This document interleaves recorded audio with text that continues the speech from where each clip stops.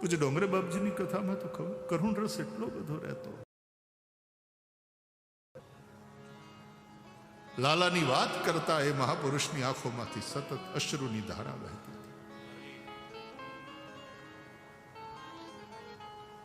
એવં બ્રવાણા વિરહાતુરા વૃષમ. ગોપીઓના વિરહની વેદના. અને ગોપી ગીતે તો શ્રીમદ ભાગવતનું સર્વોચ્ચ શિખર છે ને. રામકથા આંસુઓની કથા છે. ભાગવતનો દશમ સ્કંદ એ ગોપીના પ્રેમના આંસુથી લખાયેલા અક્ષર છે. દશમ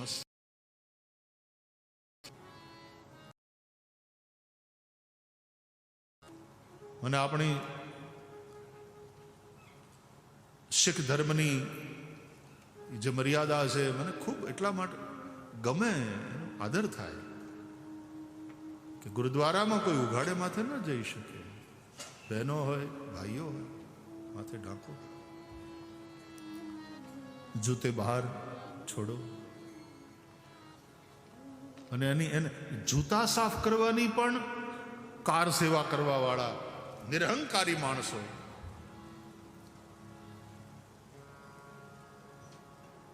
જે રીતે ગુરુ ગ્રંથ સાહેબને એનો પ્રકાશ થાય, જે તેરે કીર્તન કરે, કેટલી મર્યાદા.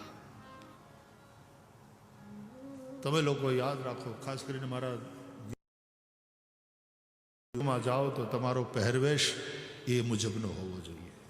તમે કોઈ પાર્ટીમાં નથી જઈ રહ્યા, તમે મંદિરમાં જઈ રહ્યા છો.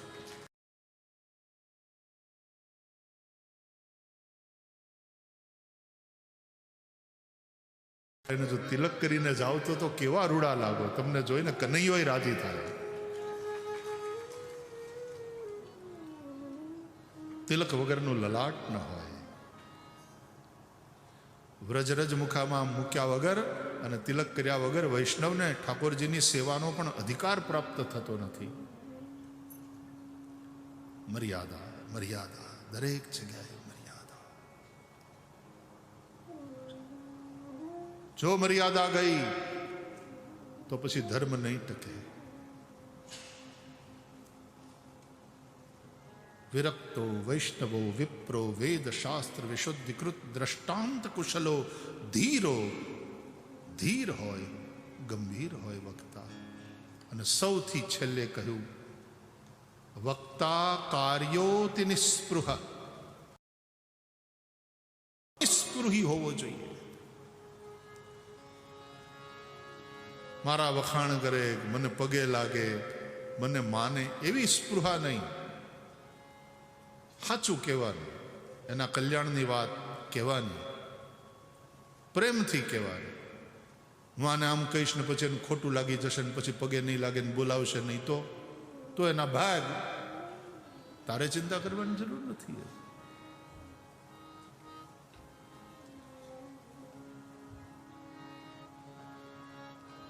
અતિ નિસ્પૃહી, કોઈ વસ્તુની અપેક્ષા ન રાખે.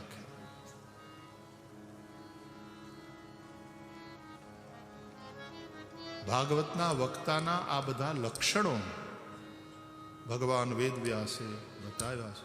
ડોક્ટર થવું હોય તો ભાઈ એના માટે યોગ્ય બનવું પડે.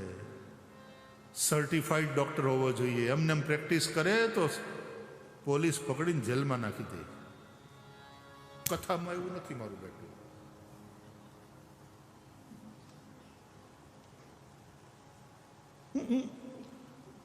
Please don't take it otherwise. હું બહુ રાજી છું, નવા નવા વક્તાઓ આવવા જોઈએ. પણ અત્યારે કથાનું જે વાતાવરણ કરી મૂક્યું છે બધા અમે લોકો એમાં કારણભૂત છીએ. અમે જે વાતાવરણ કરી મૂક્યું છે કથાનું.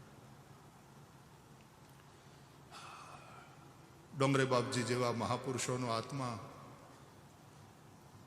કકળતો હશે, રડતો હશે. પૂજ્ય બદ્રીનાથ શાસ્ત્રીજી, બ્રહ્મલીન સ્વામી અખંડાનંદજી મહારાજ, ધર્મ સમ્રાટ સ્વામી કરપાત્રીજી મહારાજ, આવા બધા મહાપુરુષોનો કથાને અમે ક્યાં લઈ જવા માંગીએ છીએ? કથાની ગરિમા બની રહે, કથાની મર્યાદા બની રહે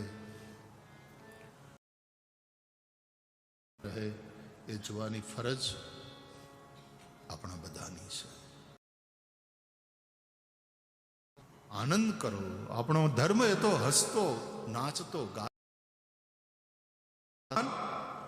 ગાતા ભગવાન છે, નાચતા ભગવાન છે. મોઢું ચડાવીને બેસી રહેવાની વાત નથી. પણ એક રામની મર્યાદા એ પહેલા હોય. પહેલા રામ આવ્યા, પછી કૃષ્ણ આવ્યા. પહેલા રામની મર્યાદા આવે આપણા જીવનમાં, પછી કૃષ્ણની મસ્તી. મર્યાદા વગરની મસ્તી એ તો ઓલું જે પી ગયા હોય છે ને, એ પછી પાર્ટીઓમાં પણ એ મર્યાદા વગરની મસ્તી હોય છે. પણ આ એની મસ્તી મર્યાદાપૂર્ણ મસ્તી હશે. ખૂબ મર્યાદા રાખીએ. કપટ નહીં, કથા ધંધો નહીં. ધર્મને ધંધો ન બનાવીએ. મને મારી વેદના એ છે કે ધર્મ એક ગાય છે, પણ એ ગાયને ઘાસ નાખવા, એ ગાયની સેવા કરવા, એ ગાયને પાણી પાવાની પ્રવૃત્તિ કેટલા કરે છે, અને ગાયને દોઈ લેવા માટે કેટલા લાઈનમાં ઉભા છે. દોવાવાળાની ભીડ છે, ધર્મની ગાયને દોઈ લેવી છે. પણ આ ગાયને પેલા નિરણપૂળો કરો, આને પાણી પાઓ, આની સેવા કરો. ગૌશાળામાં જઈને ગાયને હાથ ફેરવતા હોય ને, એવી રાજી થાય માવડી. અને એની એ ગાયને ઇન્જેક્શન આપી આપીને એની પાસેથી દૂધ આંચકી લેવા વાળા પણ છે. क्या हो गया है मानवता को? इंसान कहां जा रहा है? ત્યારે કથા વોર્નિંગ પણ આપે છે. કથા લાલ લાઈટ પણ બતાવશે વ્યાસપીઠ કે ડેન્જર, ખતરા. જેમ પર્યાવરણ શાસ્ત્રીઓ આપણને પર્યાવરણની બાબતમાં સતત ચેતવતા રહ્યા કે ગ્લોબલ વોર્મિંગ વધતું જાય છે, પાછા વાળો, આ વિકાસ નથી, આ વિનાશ તરફ જઈ રહ્યા છો તમે. દુનિયાના ડાયા બધા પોલિટિશિયનો વાતો કરતા રહ્યા, કોન્ફરન્સ કરતા રહ્યા, પણ એ દિશામાં જે ઠોસ કામ થવું જોઈએ કે નહીં તો અમે વાહે રહી જઈએ. જ્યારે ભારતના ઋષિઓએ છોડમાં પણ રણછોડ છે આ સંદેશ આપ્યો. વૃક્ષોની પૂજા કરવાનું કહ્યું. મને તો કોઈ પૂછે ને કે ભાગવત નો મૂળ સંદેશ શું, આખા ભાગવતનો, ત્રણ જ વાત કઈ છે. મનુષ્યનો વ્યવહાર વિશ્વના બીજા મનુષ્યો સાથે કેવો હોવો જોઈએ એ શીખવાડે છે ભાગવત. બીજું, મનુષ્યનો વ્યવહાર મનુષ્ય સિવાયની જે જીવ સૃષ્ટિ છે આ પૃથ્વી ઉપર, એની સાથે મનુષ્યનો વ્યવહાર કેવો હોવો જોઈએ એ શીખવાડે છે ભાગવત. અને ત્રીજું, મનુષ્યનો વ્યવહાર મધર નેચર સાથે કેવો હોવો જોઈએ.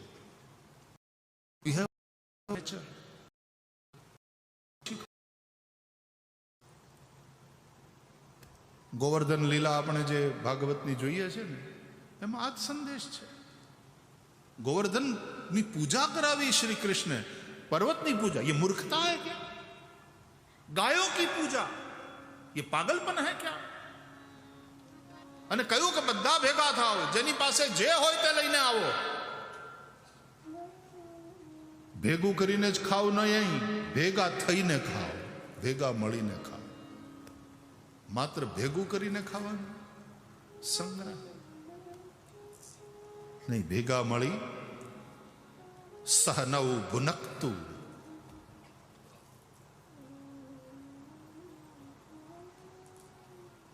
જેને ઘેરથી છાશ લઈ આવ્યો હોય એને લાડવા મળે, લાડવા લઈ આવ્યો હોય ઘરેથી એને છેલ્લે ઠંડી છાશ મળે.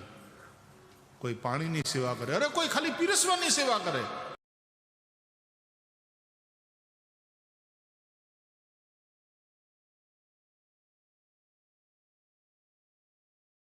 ભગવાન કૃષ્ણે કહ્યું કે કૂતરાથી માંડી ચાંડાલ પર્યંત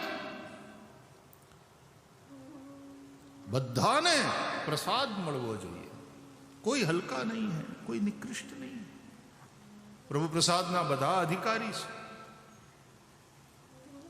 મનુષ્યનો વ્યવહાર મનુષ્ય સાથે કેવો હોવો જોઈએ. પૂજ્ય દાદા, પૂજ્ય પાંડુરંગ દાદા, હું એટલા માટે યાદ કરું છું કે હું એમની પાઠશાળામાં ભણ્યો છું. પૂજ્ય દાદાનો જન્મદિવસ મનુષ્ય ગૌરવ દિન તરીકે ઉજવાય છે. મનુષ્ય મનુષ્યનું ગૌરવ કરે. કોઈ હીન નથી, કોઈ નિકૃષ્ટ નથી. મનુષ્યનો વ્યવહાર મનુષ્યો સાથે કેવો હોવો જોઈએ. અને આપણે રંગભેદ, જાતિભેદ, દુનિયાના તમારા અહીંયાના ડાયા માણસોએ તે કર્યું. સાઉથ આફ્રિકામાં રંગભેદ ચાલ્યો વર્ષો સુધી. આફ્રિકાથી પકડીને ગુલામોને અમેરિકા વેચવામાં આવ્યા. ये मानवता का द्रोह है. મનુષ્યનો વ્યવહાર મનુષ્ય સાથે કેવો હોવો જોઈએ ભાગવત શીખવાડે છે. પ્રભુ ચીલે કુરે સારી તયાલા સર્વહી પ્યારી. કોઈને દુભવોમાં, કોઈની નિંદા કરવામાં, બધા જ ભગવાનનું સ્વરૂપ. સિય રામ મેં સબ જગ જાની, કરઉ પ્રણામ જોરી જુગ પાની. અને વૈષ્ણવની વ્યાખ્યા કરતા નરસૈયાએ ગાયું, સકળ લોકમાં સૌને વંદે, નિંદા ન કરે કે નીરે.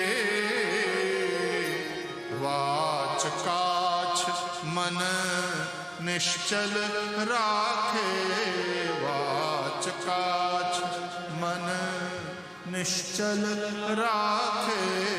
ધન ધન જનની તેની રે.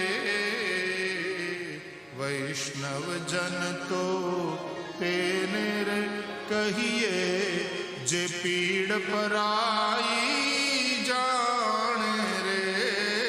પર દુઃખે ઉપકાર કરે તોય, પર દુઃખે ઉપકાર કરે તોય મન અભિમાન આણે રે. વૈષ્ણવ જન તો તેને રે કહીએ, જે પીડ પરાઈ જાણે રે. વૈષ્ણવ જન તો તેને રે કહીએ.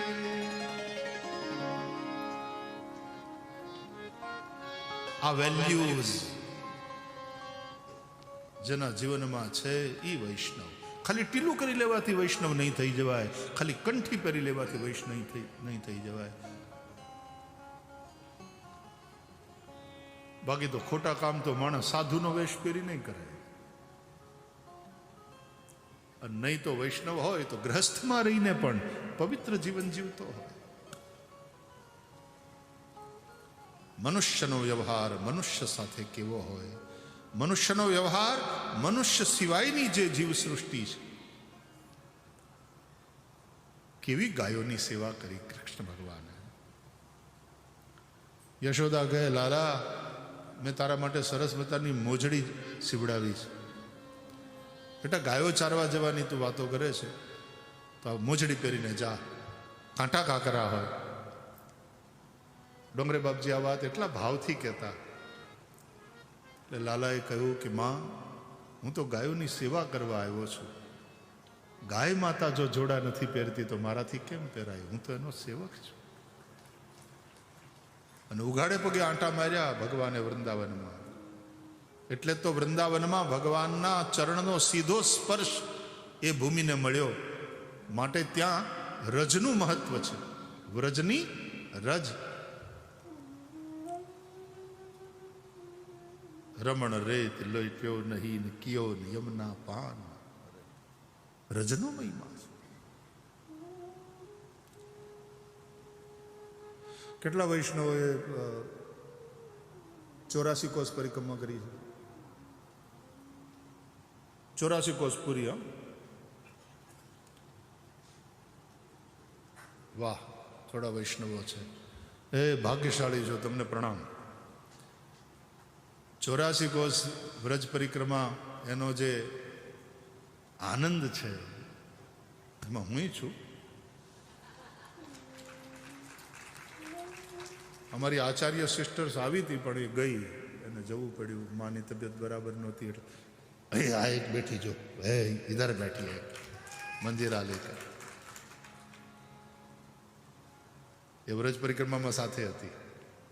1.5 મહિનો ઉઘાડે પગે આંટા માર્યા. કેમ? પગમાં કંઈ પહેર્યા વગર ગમે ત્યાં ઝાડવાની નીચે બેસી જવાનું. અખંડ હરિનામ સંકીર્તન, ક્યાંક પ્રવચન, ભગવાનની કથા, ક્યાંક રાસ ગરબા, અને ઉઘાડે પગે આંટા માર્યા. પણ એ વ્રજ વાલુકા એ માનો ખોળો ખૂંદતા હોય એવું સુખ મળતું હતું. પછી વ્રજ પરિક્રમા પૂરી થઈ પછી હું તો ચાકડી પહેરવાનું જ ભૂલી જાઉં.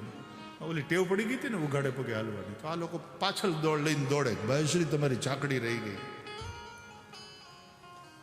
અને આમ પણ દિવસમાં કમસે કમ અડધો કલાક ખુલ્લા પગે ધરતી ઉપર ચાલવું, તમારે સ્વસ્થ રહેવું હોય તો. મેં એવું સાંભળ્યું છે ડાયા માણસો પાસેથી, તમારા પગની પાનીનો સીધો સ્પર્શ તમને ભૂમિ માતાનો થવો જોઈએ.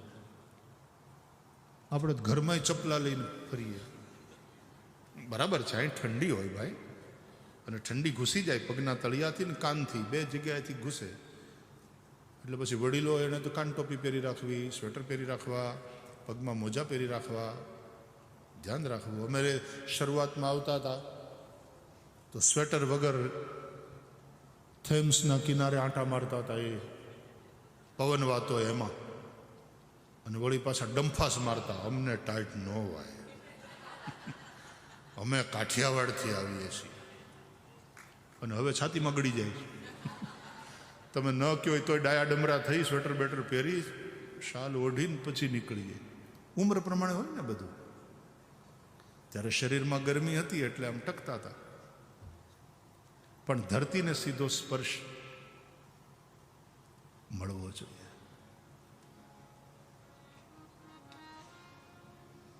1.5 મહિનો, અને પછી कैलाश मानसरोवરની યાત્રા કરી.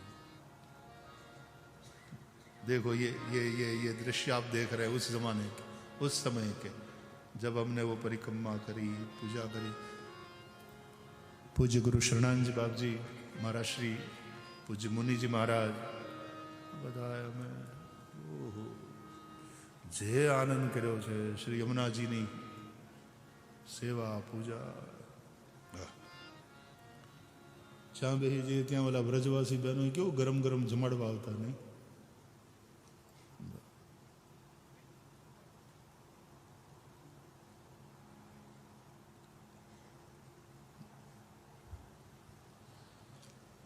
અખંડ હરિનામ સંકીર્તન મહામંત્રનું 600 લોકો અને બીજા 400 સેવામાં ટેન્ટ લગાડ. આખું ટેન્ટનું નગર અહીંયાથી ઉખડીને ત્યાં.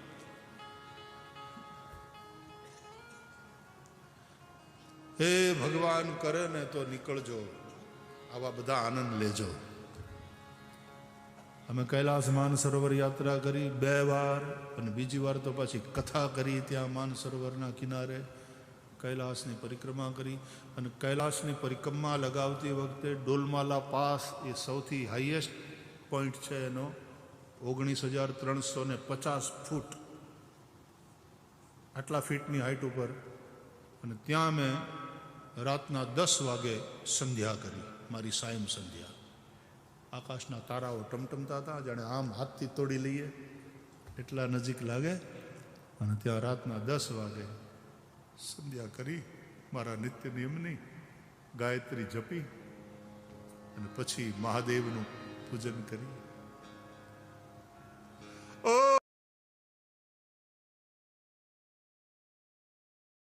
હરિ ઓમ નમઃ શિવાય.